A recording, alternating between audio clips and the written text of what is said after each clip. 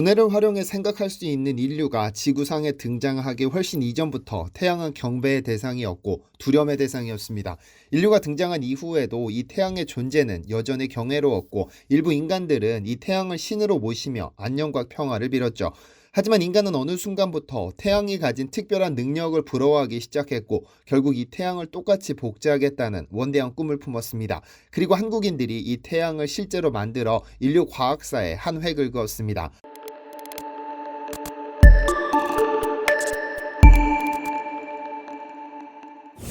안녕하세요, 디스멘터리입니다. 고대 이집트와 같은 미신의 관점에서 바라보는 태양과 과학의 영역에서 보는 태양은 전혀 다릅니다. 과학을 신보다 더 숭배하는 현대시대에서의 태양은 만물의 원천이자 새로운 형태의 에너지원으로 바라봅니다. 태양은 뜨겁습니다. 말도 못하게 뜨겁습니다. 기껏 천도가량의 용암이 뜨거워 비행기를 타고 높은 곳에서 간신히 바라보는 것이 인간인데 만약 이런 모험심을 가지고 비행기 타고 태양 가까이 갔다가는 흔적도 없이 흘러내릴 겁니다. 제철소에서 철광석을 녹여 쇳물을 만들면 그 온도는 1500도가 넘습니다. 금속 중 가장 높은 녹는점을 가진 텅스텐의 3422도가 되면 여지없이 액체가 됩니다. 그런데 태양 표면의 온도는 그 2배에 가까운 자그만치 6000도라고 알려졌습니다. 그간 인류는 400년 가까운 시간 동안 오로지 이 태양의 비밀을 파헤치기 위해 가진 수단과 방법을 동원해 태양에 접근했지만 항상 실패했습니다. 지구상에 존재하는 그 어떤 물체도 태양 표면에 접근했다가는 액체가 되어버렸으니까요. 그나마 지난 2018년 11월 미국 나사가 인류 최초의 태양 탐사선 파커를 쏘아 올렸는데 이 탐사선은 고작 600만 킬로미터 떨어진 곳에 머물게 됩니다. 하지만 너무 뜨거운 태양의 온도를 견딜 수 없어 2.4m 두께의 열 방패를 장착시켜 인간이 할 수 있는 최지근거리까지 접근시켰습니다. 그렇다면 태양은 도대체 어떤 매력을 가졌기에 인간이 이토록 애걸복걸하며 그 비밀을 풀려고 하는 것일까요? 인류가 생존을 유지하기 위해서는 전기가 필요하고 이 전기를 생산하려면 그 에너지원이 필요합니다. 이 에너지를 만드는 방식은 화력, 수력, 풍력, 태양열 등등 상당히 다양한데 그중 가장 확실하게 에너지를 뽑아내는 것은 단연 원자력입니다. 창과 방패로 승부가 결정지어지던 결투의 시대를 지나 화약이 등장하면서 전쟁의 방식도 달라졌습니다.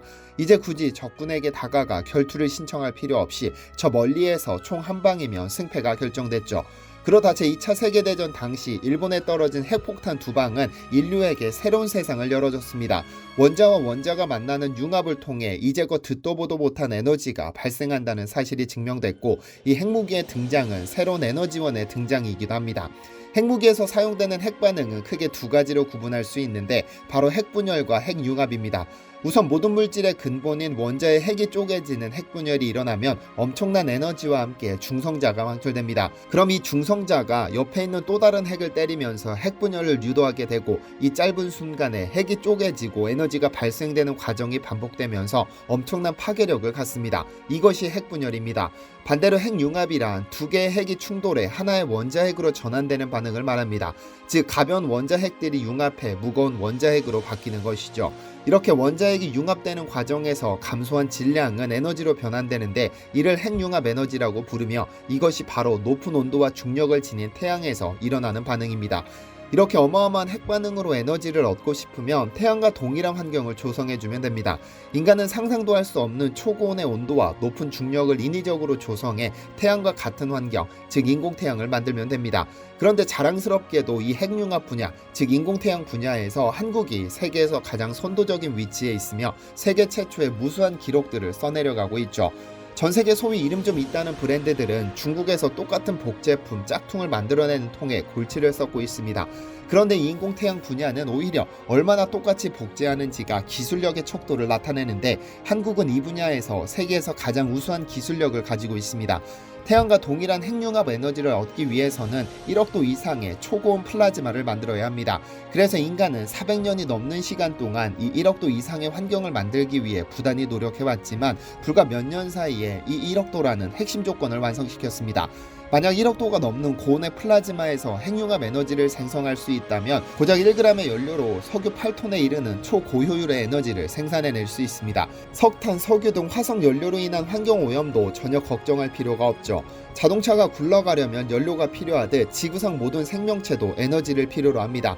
그리고 세상 만물의 에너지는 태양으로부터 얻습니다. 약 1억 5천만 킬로미터 떨어진 태양이 빛의 형태로 지구로 보내는 에너지는 1세제곱미터당 1.4kW입니다.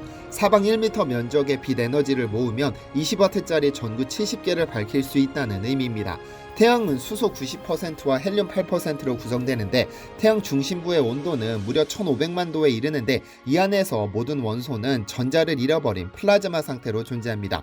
그래서 태양의 중심에서는 수소 원자 핵이 충돌해 헬륨 원자핵으로 뭉치는 핵융합 반응이 끊임없이 일어나는데 1초당 400만 톤의 수소가 충돌한다고 합니다. 이때 발생하는 빛과 에너지가 지구에 전달되고 이 에너지를 받아 동식물이 생존하는 것이죠. 그런데 지구에서 만약 이 동일한 에너지를 얻고자 한다면 태양과 동일한 환경을 인공적으로 만들어주면 됩니다. 첫째, 플라즈마가 필요합니다. 플라즈마란 형체가 있는 물질이 아닌 어떠한 상태를 말합니다. 우리가 아는 물질의 상태는 보통 고체, 액체, 기체를 말하는데 고체 에너지를 계속 가하면 액체를 거쳐 기체로 물질의 상태가 변하는데 이 상태에서 에너지를 계속 더 공급해 수만 도 이상에 도달하면 음전하와 양전하로 분리된 기체 상태가 되죠. 이를 플라즈마라고 합니다. 태양의 경우 고밀도로 플라즈마를 가둬서 탱탱볼처럼 튕기는 핵을 가두는 역할을 합니다. 그러나 지구의 대기압은 태양보다 턱없이 낮아 이러한 역할을 맡기려면 온도를 태양보다 높여야 하는데 이 온도가 태양 중심 온도의 7배인 1억도입니다. 이를 성공시켜 플라즈마를 가둘 수 있으면 석유 및 천연가스를 이유로 자연 보유국에 비굴해질 필요가 없으며 화석연료의 수백 배 에너지를 생산할 수 있는 세계 최초의 국가가 됩니다. 그렇다 보니 전 세계 수많은 국가가 이 인공태양 프로젝트에 매달려 왔는데 한국이 세계 최초의 기록을 써내리고 있습니다. 순간적으로 1억도 이상의 플라즈마를 만든 국가는 있었지만 이를 10초 이상 가두는 국가는 없었습니다만 한국은 이 플라즈마를 무려 30초 동안 유지하는 실험에 성공한 유일한 국가입니다. 불과 6개월 전 한국이 직접 설계한 한국형 핵융합장치인 K-STAR에서 이 플라즈마 상태를 30초간 유지시키는 실험에 성공했습니다. 2018년 1.5초, 2020년 20초에 이어 2021년 꿈의 30초까지 성공시켰는데 앞으로 5년 뒤에는 이를 300초까지 끌어올릴 계획입니다. 한국핵융합에너지연구원은 이 300초가 핵융합 발전소 운영에 필요한 최소 조건으로 보고 있습니다. 분명 한국이 세계 최초 기록을 써내려갈 것이 확실시되는 상황인데요. 이러한 1억도 이상의 플라즈마를 담고 핵융합 반응이 유지되도록 가둬두기 위해 다양한 방법이 고안되었는데 그중 토카막 방식이 가장 유명합니다.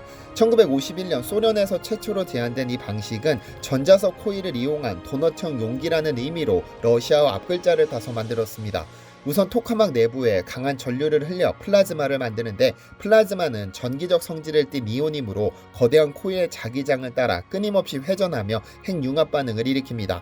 플라즈마 압력은 플라즈마 밀도와 온도 그리고 가둠 시간을 나타내는 로손 기준을 만족시키며 외부에서 열을 가하지 않아도 스스로 핵융합을 유지하는 점화 상태에 돌입하는데 한국이 이 점화 상태에 가장 가까워진 것입니다. K-STAR는 2018년 실험으로 1억도를 1.5초 달성한 후 매년 세계 신기록을 경신하고 있는데요. 중국도 2018년 1억도에 도달했다고 발표했으나 중국은 전자를 1억도로 가열시킨 것에 불과하고 한국은 원자핵을 1억도로 가열하는 데 성공했습니다. 핵융합 에너지는 원자핵과 삼중수소의 융합으로 결정되기 때문에 전자를 가열하는 것은 아무런 의미가 없고 원자핵을 1억도로 올리는 것이 진정한 성과입니다. 어쨌든 이 원자핵을 1억도로 가열한 것도 이를 20초에 이어 30초까지 성공시킨 것도 한국이 세계 최초이며 2026년 300초를 목표로 노력을 경주하고 있는데요. 핵융합에 성공하려면 세 가지 조건이 만족되어야 합니다. 우선 핵융합 반응을 위한 연료가 필요한데 연료는 중수소와 삼중수소를 씁니다. 특히 중수소는 바닷물에서 쉽게 추출할 수 있고 삼중수소는 리튬을 핵융합로에서 변화내었습니다. 여기까지는 누구나 할 수 있는 기술입니다만 초고온의 플라즈마는 아무나 할 수 없습니다. 서로 밀어내는 원자핵의 핵력을 가두기 위한 초고온 플라즈마는 현재 선진국들도 보유하고 있지만 한국이 유일하게 30초 동안 가두는 데 성공했습니다. 마지막으로 이를 유지할 수 있는 핵융합 장치가 필요하죠. 한국이 지난해 30초 기록을 성공한 것은 내부 수송 장벽이라는 기술 덕분으로 융합로 내부에 플라즈마 장벽을 쌓아 고온을 최대한 유지할 수 있도록 만든 것인데요. 앞으로 연구진은 핵융합 반응 과정에서 생성된 헬륨과 같은 불순물들을 융합로 외부로 배출하는 디버터를 설치할 예정으로 불순물을 제거한 순수한 플라즈마 상태를 유지하기 위한 노력입니다. 이를 통해 300초라는 꿈의 장벽을 넘겠다는 것이죠. 만약 300초를 유지한다면 융합로 내부의 플라즈마 움직임을 완벽히 파악하고 제어함과 동시에 대부분의 불안정한 요소들의 개입을 확인해 제거할 수 있습니다. 따라서 300초는 핵융합 발전소를 건설해 1년 365일 내내 발전해도 무리가 없다는 의미이기도 합니다. 현재 무제한 에너지, 환상의 에너지, 꿈의 에너지라고도 불리는 핵융합 에너지의 가능성이 다가오자 전 세계 각국은 물론 민간 기업까지 연구에 뛰어들었습니다. 이미 제2차 세계대전 이후부터 해당 연구를 주도한 유럽은 2005년부터 프랑스 남부에 국제 핵융합 실험로를 유치하기로 결정한 후 전체 사업비 79억 유로, 즉 인류 역사상 최대 규모의 국제 공동 프로젝트의 전체 사업비 절반 이상을 부담했습니다.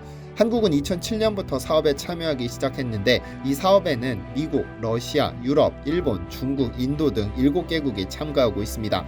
2007년부터 사업을 시작한 국제 핵융합 실험실은 재작년부터 장치 조립에 들어갔고 5년 후 2025년에 조립이 완성되면 2026년부터 본격 가동에 돌입해 플라즈마를 생성하게 되는데요.